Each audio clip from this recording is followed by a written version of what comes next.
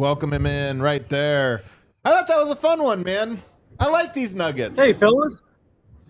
That was a fun one. It really was a fun one. The friendship nuggets are just... Who knew that this would be so compelling? You know what? The dog days were replaced by the everyone gets injured, but the games are sneaky fun days. So I don't know if that's a net gain or what, but another treat here in Ball Arena tonight where the shorthanded Nuggets got it done, and the shorthanded Nuggets won the rebounding battle, fellas, despite not having any centers. They've done that a couple of times over these last few games. David Adelman said it was a pure effort and everybody staying in the paint and staying in the fight. They do some gang rebounding, group rebounding these days.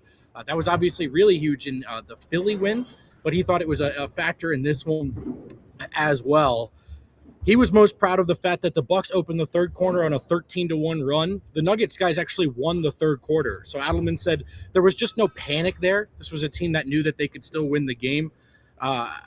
Only 7 turnovers for the Nuggets, Adelman pointed out. And he said, we knew if we could just get shots up, as silly as that sounds, it would make it easier to get back and get set against Giannis.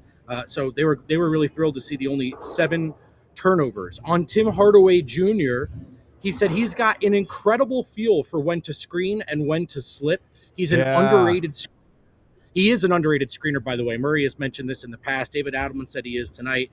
And then he says he's one of the better out-of-timeout guys in the league. It's just a joy to draw plays up for him. And man, fellas, this is me speaking now, but boy, have they needed Tim Hardaway Jr. They needed his shot making when they were healthy.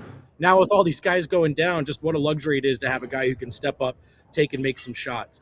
On Aaron starting, he said part of it was it was getting hard with he had to assume his team was going to be in the game down the stretch. And he wanted Aaron Gordon to be on the floor down the stretch of winnable games. So he felt like maybe it was time to get him in the starting lineup. Plus, Giannis was in town. And he said, yeah, I'm not going to lie. Whenever you see Giannis in this building, it makes you think, yeah, maybe Aaron Gordon should start. Gordon blew through his minutes restriction tonight. That's because Giannis blew through his minutes restriction tonight. And Adelman said, I just followed suit. Seems like Doc Rivers is going to be in the Hall of Fame one day. So I just did what he was doing. He said that with a bit of a smile. He said with CB, there was just some discomfort today. He was probable, downgraded to questionable. There's no like new diagnosis or injury or anything like that. It's just something where he's going to kind of be in pain. So he was a game time decision to not play tonight.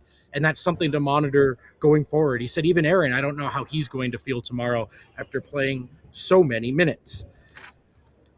Jalen Pickett said that Jokić coaches them in the locker room before the games. That I want to talk about this, yeah. It's not just what we see on the sidelines, but also that as well. And he says, it seems like this guy knows every single play that every team is running. Yeah, and accurate.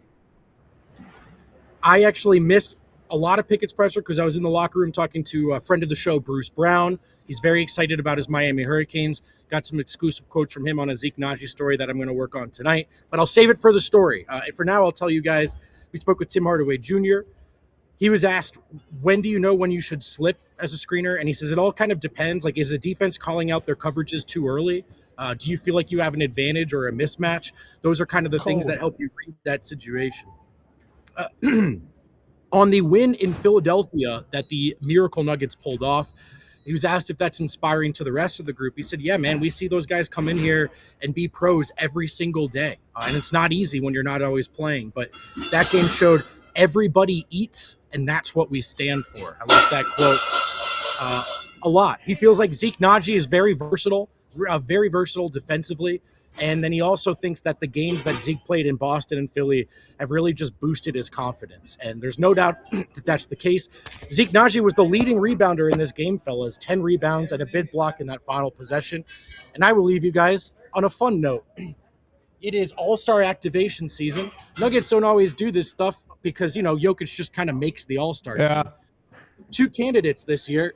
And so they've got a little cooler for us here with snacks from Canada and snacks from Serbia. Sombor and Kitchener, to be specific. Oh, that's dope. Snacks in here. This bad boy actually had our names on it, fellas. So it's for us specifically. Oh, hell yeah. Nice. We can munch down together. I don't want to mess it up yet because I'm going to let RG make it look pretty. But yeah, some snacks from Kitchener, some snacks from Sombor. And it was cool for me because it was just a reminder of like, oh yeah, Murray might do it this year. Murray might make this All-Star team, and it's just been so long of just Jokic. It would be really, really fun to see a couple of representatives from Denver. Hell yeah, brother. Hell yeah. This was a fun one, I think. Did you think this was fun? I had a great time. Yeah, I had a great time for sure. To me, it kind of felt a lot like the Hawks game, which was fun until the fourth quarter. But this time, the Nuggets just kind of had the gas. And like Adelman, I think, is dead on. It's the Bucks, the 13-1 run to start the third. When you're just looking at who's playing, you're thinking that's it. That's the game. For the Nuggets to win that quarter, not just the game. There's some snowballing confidence and resilience in this group so far. Yes. When guys, we look at each other, guys, and we go, what are the silver linings? And it feels so desperate when we say it. But maybe just possibly some silver linings are playing out here for Denver as the back end of the bench is just brimming with confidence. No question, man. Great stuff. Can't wait to read the exclusive. Looking forward to that one. Should be fun, guys. See you soon. See you then.